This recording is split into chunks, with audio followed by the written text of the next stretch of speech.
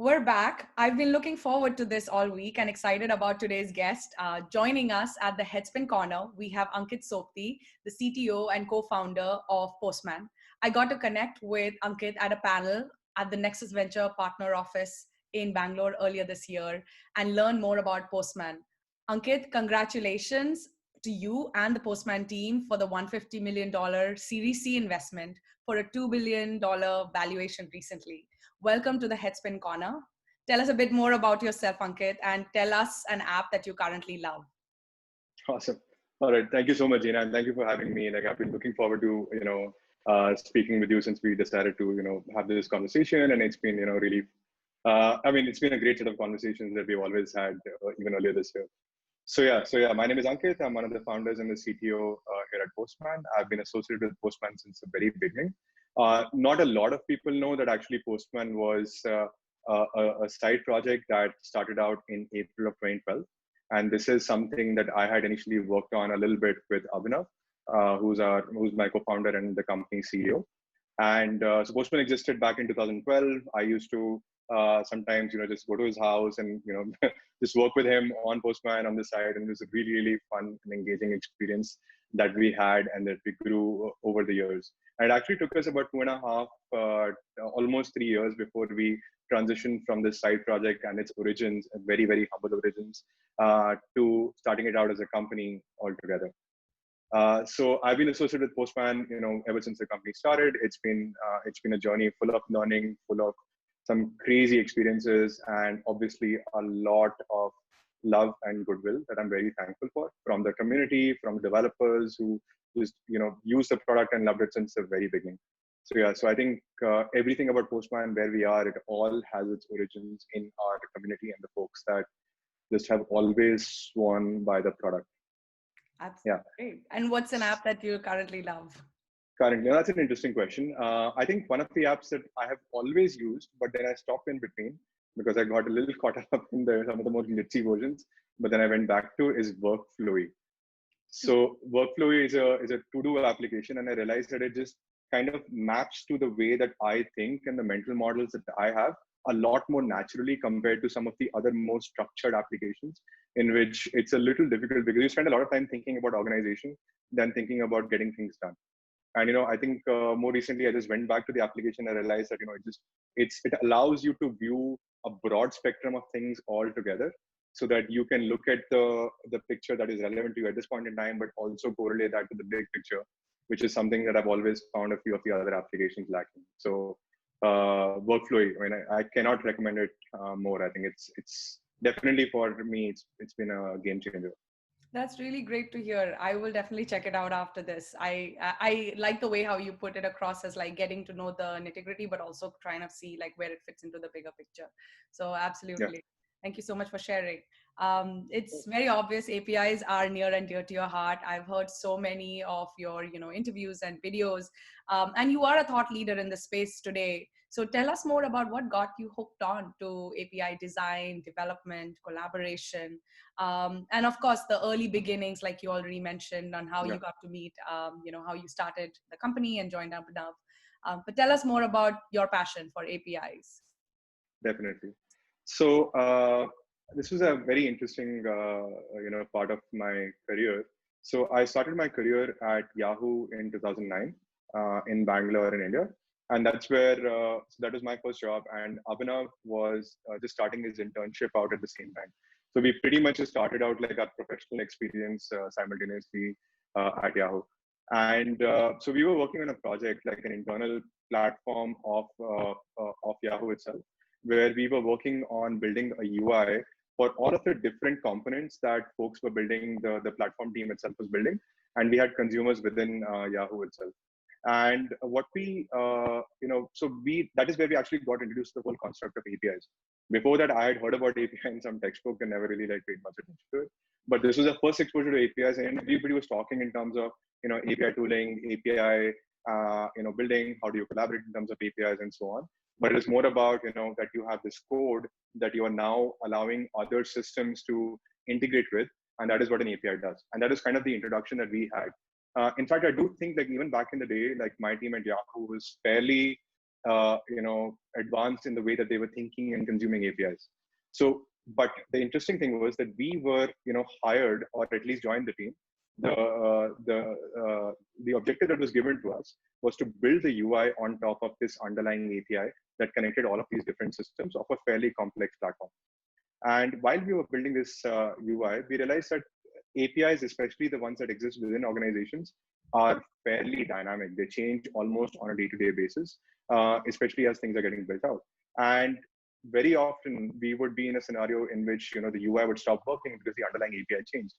And sometimes also, the team would, or at least, you would be called out and say that UI is broken. And it was very interesting for us because we were actually not even in the office the previous day. We had, I think we had taken a trip to Goa or something, if I remember correctly.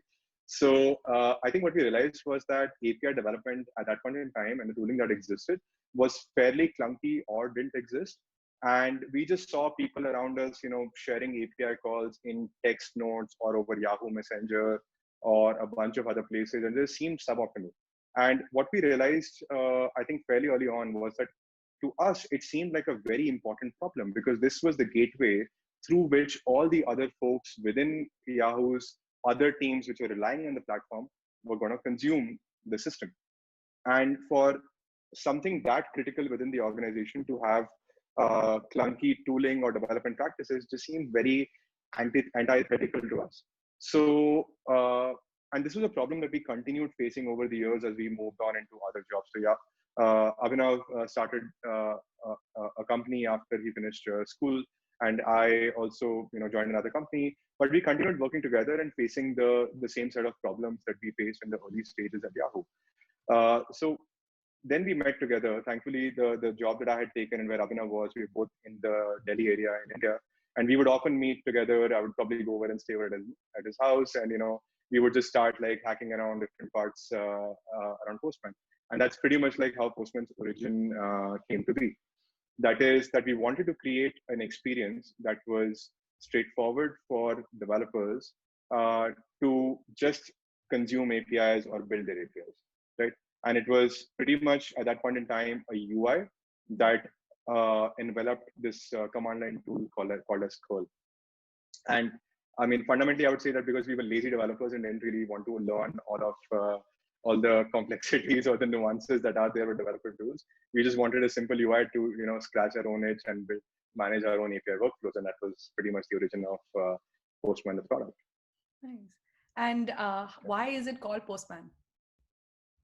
So that's interesting. So Postman, so if you go back to the REST vocabulary or the HTTP vocabulary, so the idea of creating something is usually represented by the verb post. So Postman allows you to create your API. So it was kind of like a recursive action on top of that. So Postman is a tool that allows you to post what you need to do or to create your APIs. That's the origin of Postman itself. Oh, great. Nice. And what is Newman? I've read about it as well. Tell us more about what Newman is. Yeah. So Newman is basically a command line tool that accompanies Postman, which allows you to run your data that you have created around your APIs within the command. And the reason why it's called Newman is basically both Abhinav and I are big fans of Seinfeld. And Newman was the postman from Seinfeld. So it just felt like, it started off as a joke, but then we realized that, Postman is a very community-driven product. And people just started loving that name, and it just stuck. It sort of just stuck. And yeah, so it kind of ties back to the whole Seinfeld obsession that we used to have. Amazing. I have to ask you this. So with respect to your background, as well as the fact that it has a jetpack on, tell us more about like what are jetpacks and how did that come across? How did you envision it and how it has evolved? Got it. So that's actually a really interesting question and kind of like ties back to the origin of the company itself. So I'm going to backtrack slightly. Right? So around the time when we started to launch the first version of Postman, right, we had, it was a complete side project, something that, Abhinav and I were working on, Abhinav mostly. And it started gaining traction. In fact, like in the first 6 months itself, we had about 50,000 users. And you expect these folks coming in from, and all we had done is put up the application, open source it on GitHub, and put up the application itself on the Chrome Web Store. And Chrome Web Store was kind of coming on around the same time as Postman itself. So we started seeing a lot of traction, and we expected people, from India, folks around us who we were sharing the application with, folks in the US, because you had people that were working with us also started consuming it. But we had, people coming in from Nigeria, Russia, Australia, and it was super fascinating to see that growth. And what we realized was that people were really, resonating with the idea that this was a legitimate problem that everybody was facing at the same time. And Postman had the most, I would say, effective solution to that particular problem at that point in time. So as we grew, Abhinav and I obviously stayed in touch. And for a year, he continued working on this product on his own. And when we reconnected, I also got back into the problem statement with him, and I started working on him on the Postman application in the future versions. And what we realized was that at that point in time, this would be around 2014, June, which would be about 2 years, 2.5 years after, 2 years, 3 months after we had started the launched the first version of Postman. What we had at that time was about 500,000 users spread in every single country in the world. Like the first time we actually installed Google Analytics on Postman, we realized that the entire map just turned blue in a month, which was just fascinating for us to see. So around that point in time, we took a decision that okay, we have a legitimate product that has a lot of resonance with people around the world, but it's also something that people love. And we were having so much fun because we were learning so much about APIs, about REST, about HTTP, and so on and so forth. And it was a great learning experience. So people will come in with feature requests. We learn more about that. We'll implement that. We'll ship it out.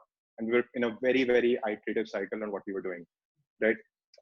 So at that point in time, what we realized was that the original problems that we had faced even back in Yahoo's days centered on collaboration. So what we realized was that APIs are inherently collaborative because they allowed systems to work with each other. So you're fundamentally fostering collaboration. And yet the tooling around APIs were not collaborative at all, right? And we realized that at that point in time, the solution that we had, or the solution that we wanted to build, would be one that solves the problem of collaboration. And that's why that was one of the first things that we started picking up within Postman itself. So we also took a decision at that point in time to start the company, which was Postman. And so one of the first things that we wanted to do is that we had this royalty-free image of Postman as an icon at that point in time, which was a globe with an arrow pointing back to it. I mean, it was royalty-free, but it was not like exceptional and didn't really represent what we wanted it to. So that's when we asked ourselves the hard question, like, what does Postman represent?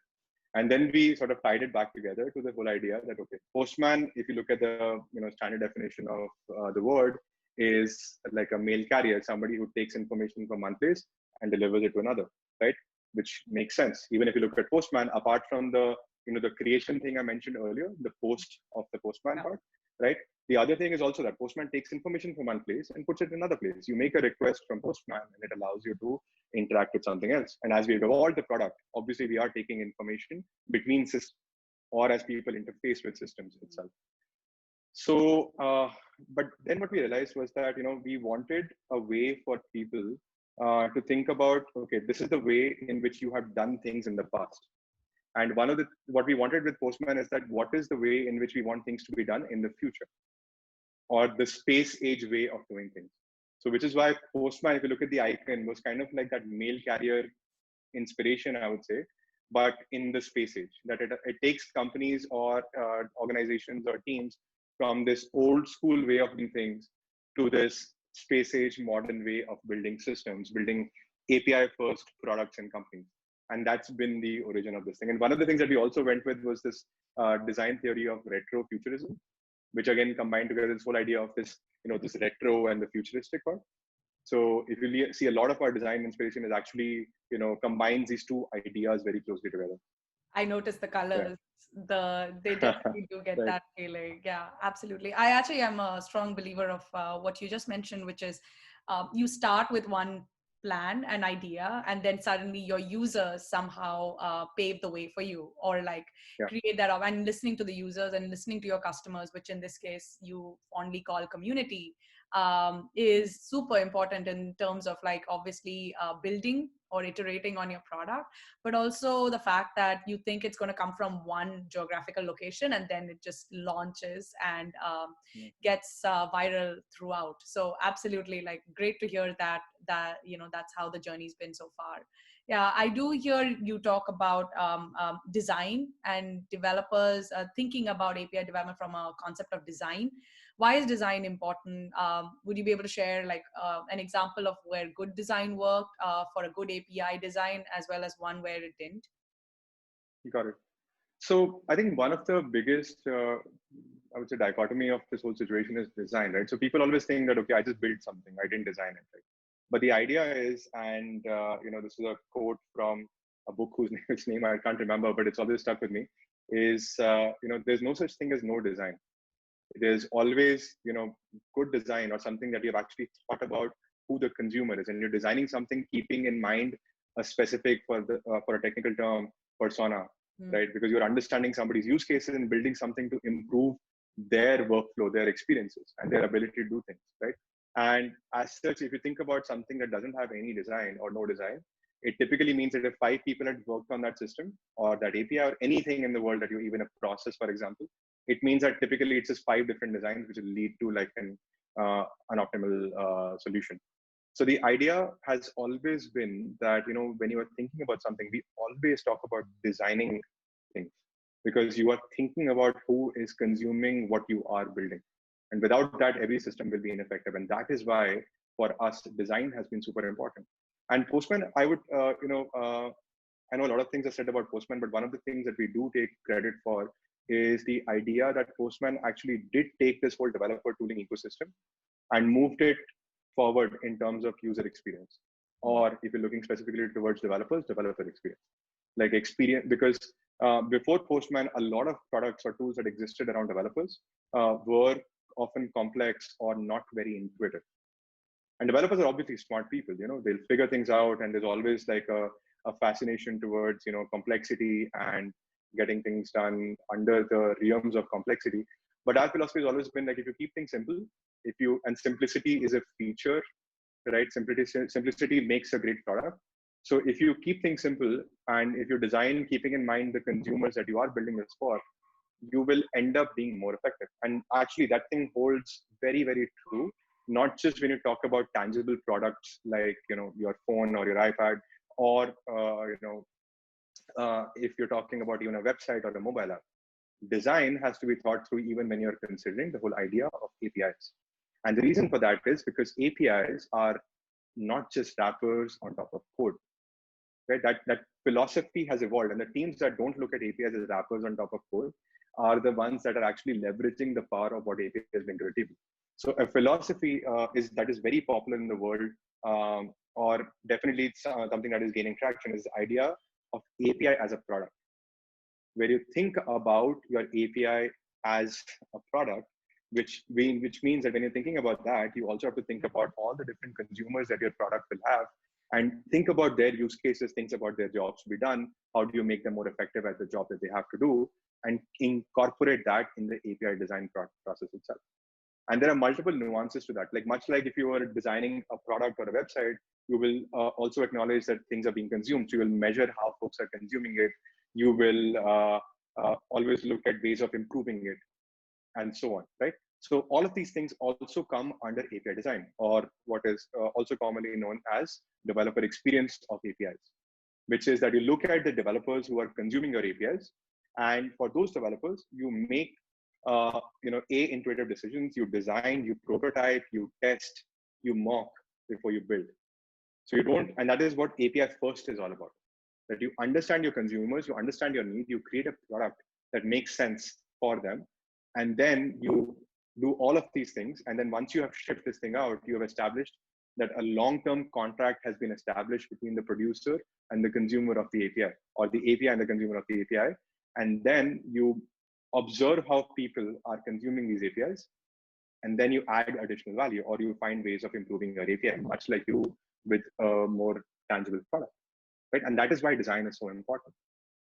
And teams or products that have well thought out, well designed APIs are often more effective and better than the ones that are looked as artifacts that are developed after the fact. Thank you. That's actually very, very, very insightful in terms of like thinking about it as a product, because at the end of the Hmm. day, understanding, just like as you would develop and design a product and a critical user journey through it, you necessarily do need to see where it fits in and how it is performing compared to other areas, instead of just kind of making this into more of a noodle and then trying to figure out how to solve for that spaghetti noodle Yeah. experience. So yeah. And actually, there are more aspects to that, and which are very important because you have to acknowledge that APIs these days are not just consumed by developers, because there are CEOs or CFOs that are taking decisions of whether I have to focus on my core competence while I can structurally, programmatically, and systematically outsource some functionality outside my organization. Hmm. Like not a lot of companies, for example, do their billing in-house or build their billing systems in-house. You probably use a system like Stripe or some of the other tools that exist out there. And if you really think about it, Stripe is fundamentally an API, and the product they're selling is not the admin portal. It's not the website. The product is the API, and the decision that is being taken by a CEO or a business leader of any firm is that I will not be building my own billing system. I'll be programmatically outsourcing that to Stripe, and I'll be consuming their API. And when I think about that, I'm also what I'm doing is that I'm not worried about all the concerns that come around collecting payments, uh, regulation, financial risk, credit risk, multiple geographies, so on and so forth. Which means that more and more consumers of APIs are inevitable if people are not already thinking about that.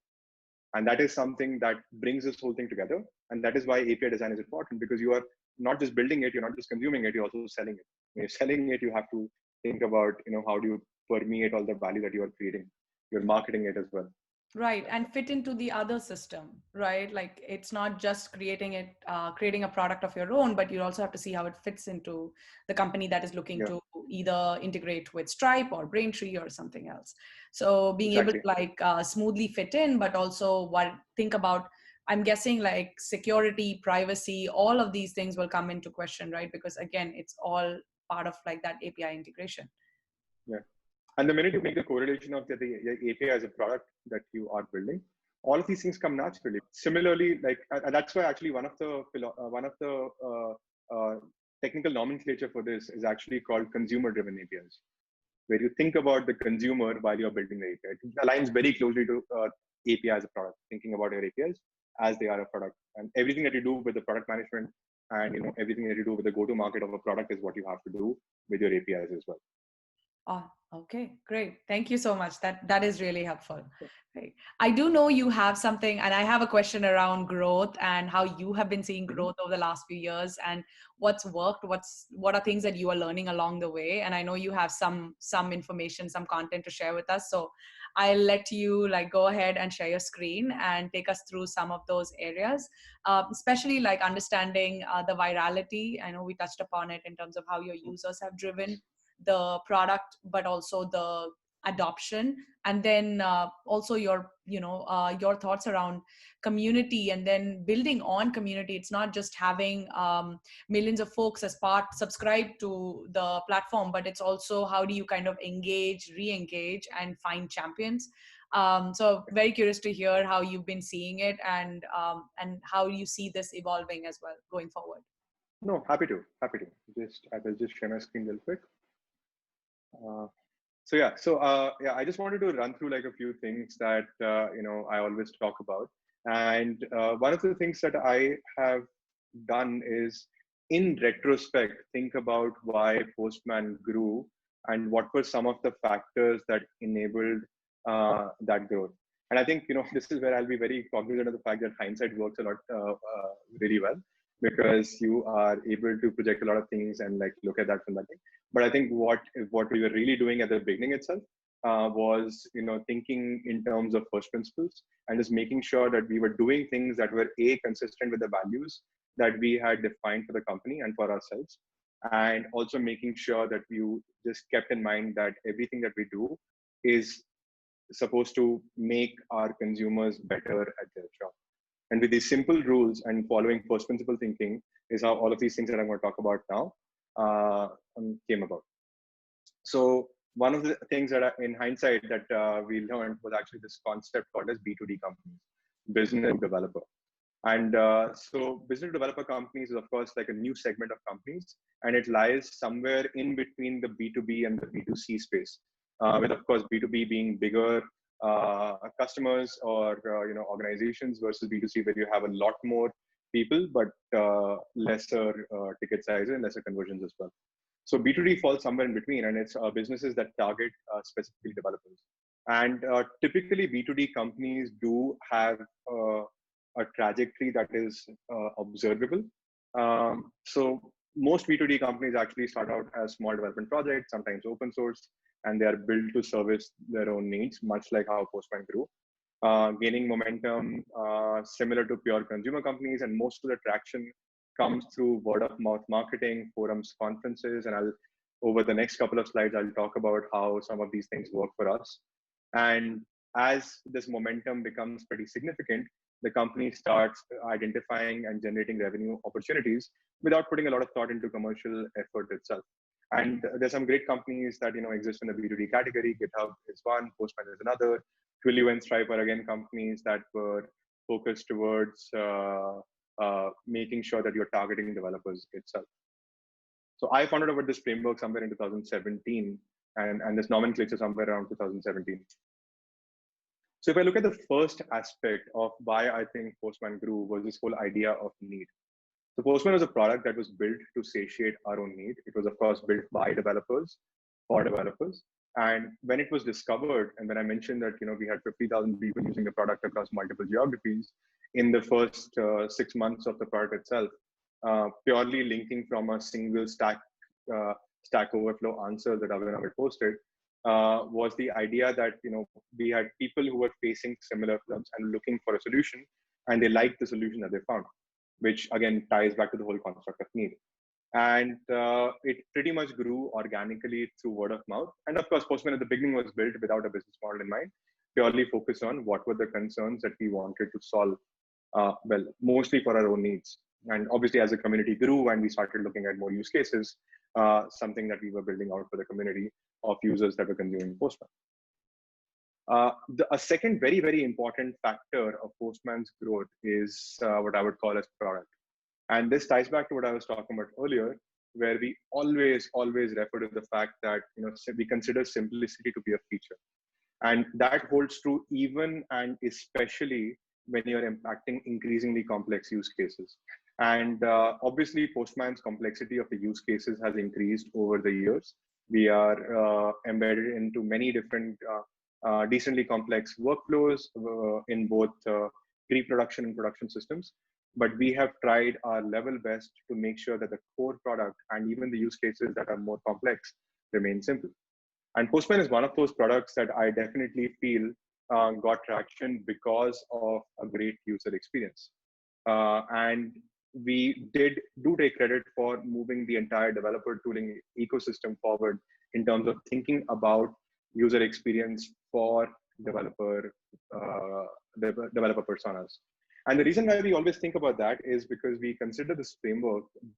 This is a framework by Clayton Christensen, professor at Harvard, called Jobs to be Done.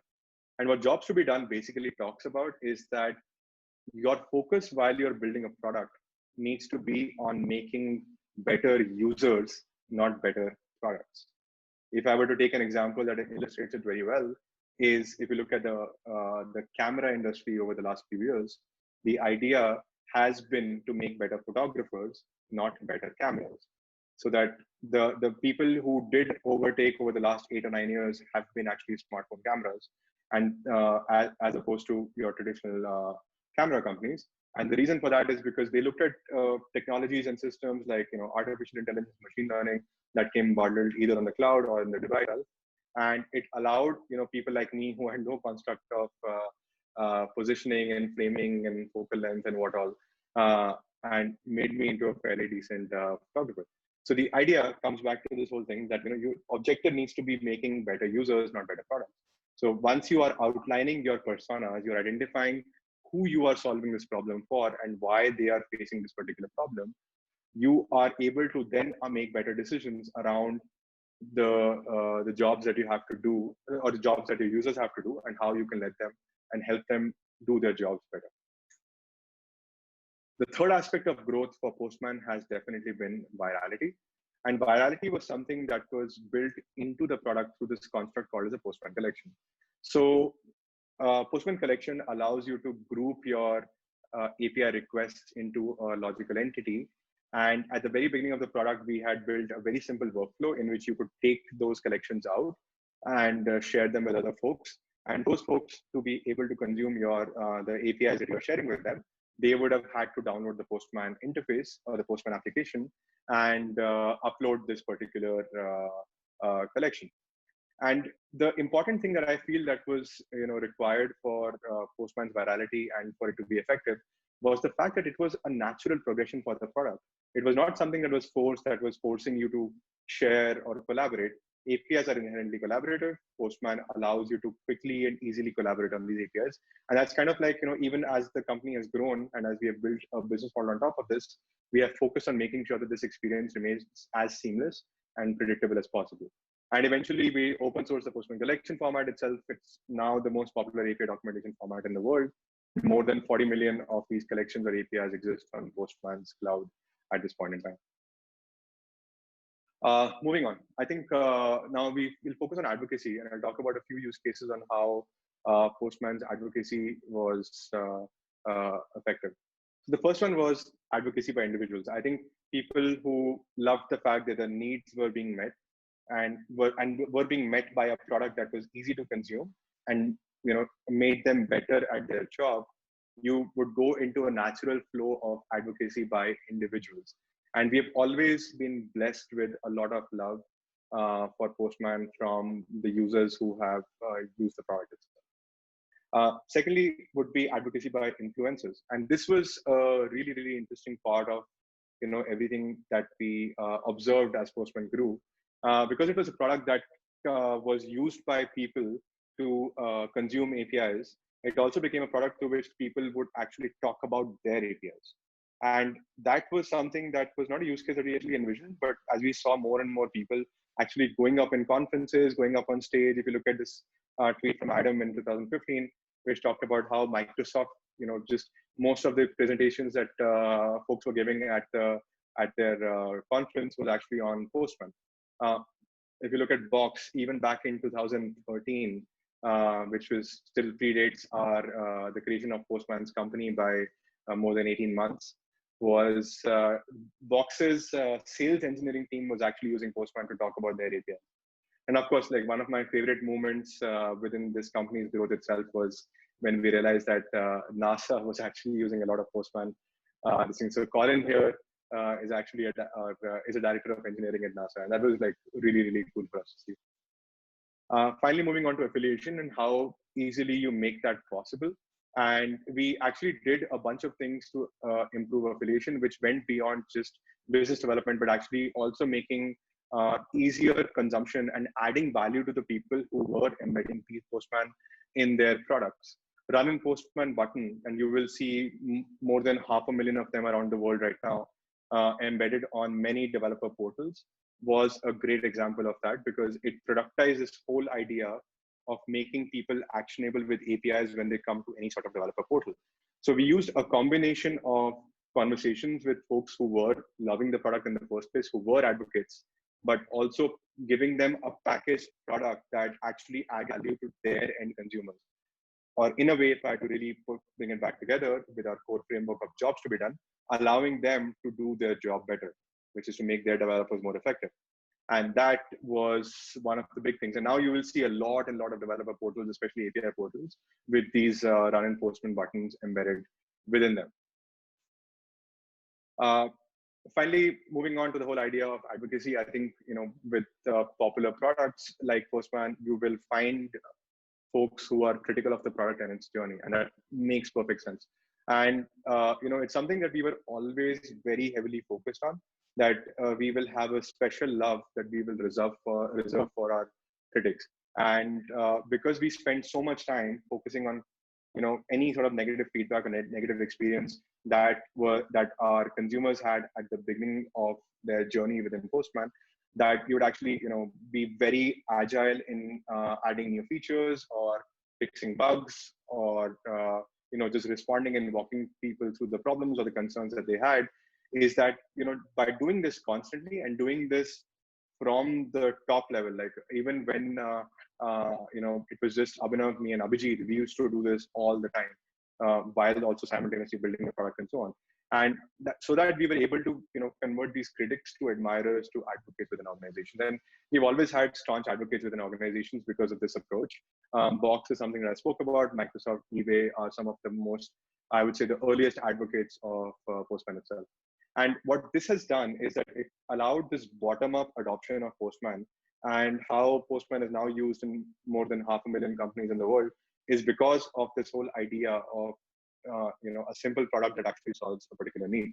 And that's actually kind of made our job, when we now do a top-down push, easier, because the end consumers are already convinced and in most cases already trained to use the product and are using it effectively. Uh, Finally, the next point is definitely around customer success. And the idea behind customer success and support has always been that, we make sure that we have excellent customer support.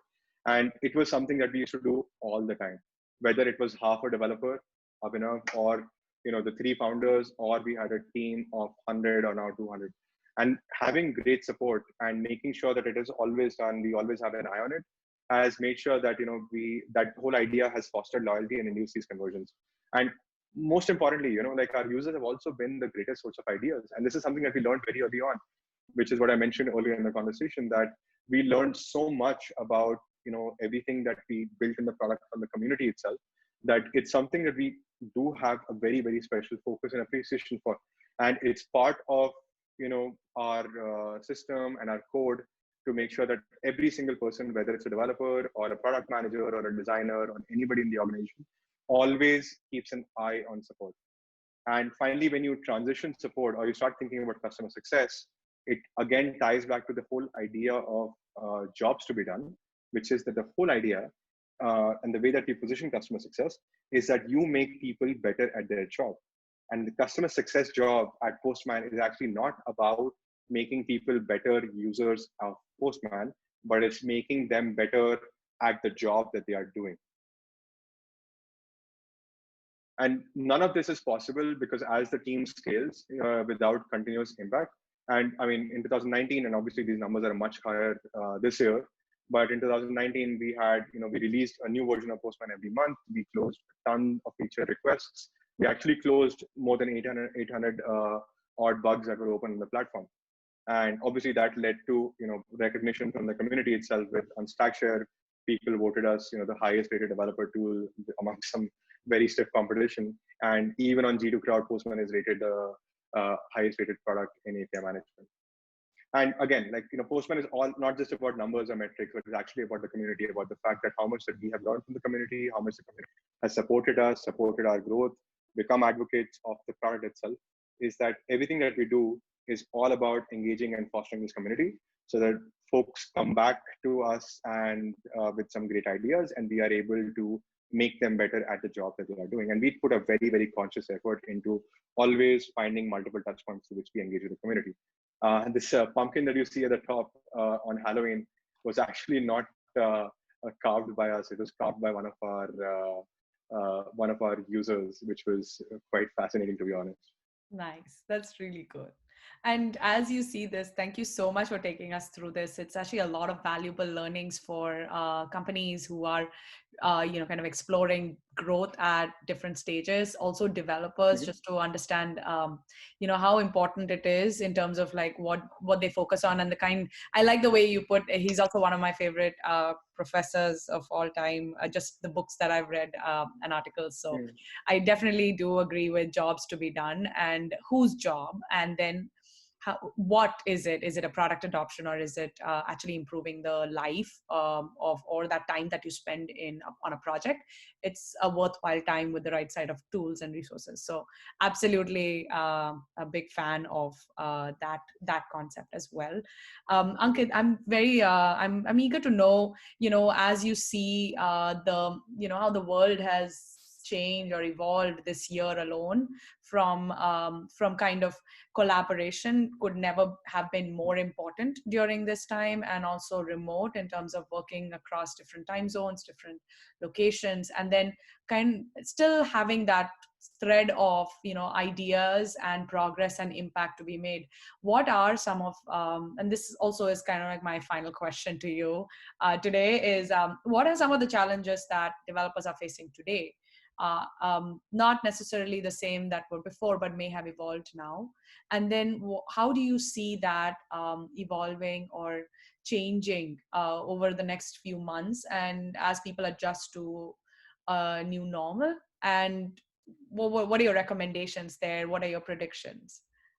Yeah, no, good question. And I think the whole construct, and it's not just developers. I think this is something that is pretty fundamentally affected the way that any job actually is performed, right? And the focus has definitely shifted towards a lot more on how do I collaborate, but how do I collaborate with folks in a setting in which I can't just tap on somebody's shoulder and ask them a question. Like I have to communicate, I have to get better at asynchronous communication, because I also cannot synchronously go and constantly ask people questions on platforms like Slack. So how do we get better at asynchronous communication? How do I get access to the information that I need as and when I need it? And it's something that's fundamentally affected a lot of roles and jobs. Developers, of course, are a part of that section. And if I go back to just looking at the example that I'd mentioned from Yahoo back in 2009, and the reason why we were still able to ship and do the work that we were doing at that point in time, in spite of all the challenges that existed around API development, was because the person who was building out the API itself used to sit on a cubicle next to us, right? And whenever we required any additional information, we'll just tap the person on the shoulder, or book some time with them and get that whole question answered, right? But mostly it was a shout out. Hey, why is this not working? How do I get this done? Right?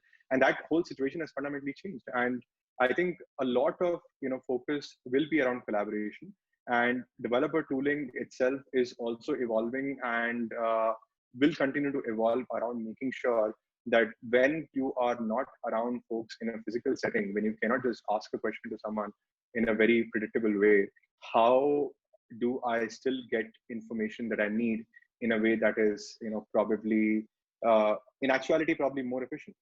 Because now if you move towards and this is my, I would say, philosophy that does reflect in the Postman product as well, is that asynchronous workflows, the more asynchronous workflows that you have, where question and answers don't have to follow a very definitive I'll ask a question and give me an answer, but I'll ask a question and I'll receive an answer like 24 hours later in some form, right? Or answers are already present in some form because people are documenting more, people are sharing more, writing more, right? It inherently, in my opinion, in a world that is highly distracted to begin with, makes for a little bit more of an efficient workflow. And I know it's a bit of an adjustment, but I feel that this whole idea of collaboration in this particular way, especially when you're not sitting next to each other, will foster the way for a new world, or a world in which you are able to focus on the job that you have to do, and have specially carved out times in which you are able to respond to queries that come in. But the expectations have changed from synchronous to asynchronous communication, right? And that is where I feel the tooling itself evolving and people's behaviors evolving with respect to it. And I mean, since we have been advocating all of these things for a long time, Postman has been remote friendly for a while, and definitely now obviously far more so, that the minute we started focusing on over documentation, over communication, over certain factors, making sure that things are more written down, and this across the spectrum, whether you are hiring people or whether you are onboarding people or whether you are doing your job as it is. And so yeah, so I feel there is a positive impact that does come with this, obviously with the unfortunate scenario that has caused that in the first place. So I do feel that with the new normal being established, whatever it is, wherever we settle in, some workflows for people who are cognizant of this, for teams that are cognizant of the value of time, which is, I feel, the most precious resource, will start moving towards more asynchronous collaborative workflows in which people are focusing more time on the job that they have to do with relatively lesser distraction. Oh, great. And how are you doing that today?